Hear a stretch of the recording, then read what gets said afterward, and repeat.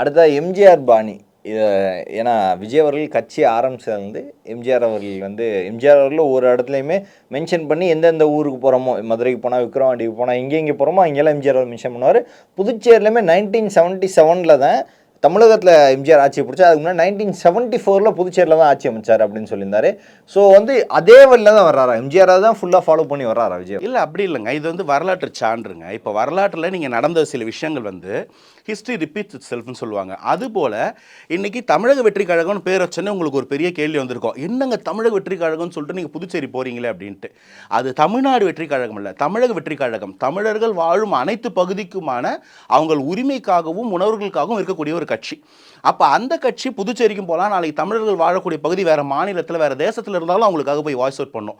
இன்னைக்கு காசால மக்களுக்கு தாவேகா சார்பில் வந்து உணவளிக்கிறத பார்த்துருக்கீங்களா? தமிழகத்தை தாண்டி திமுக ஒரு செயல்பாடு செஞ்சு பார்த்துருக்கீங்களா?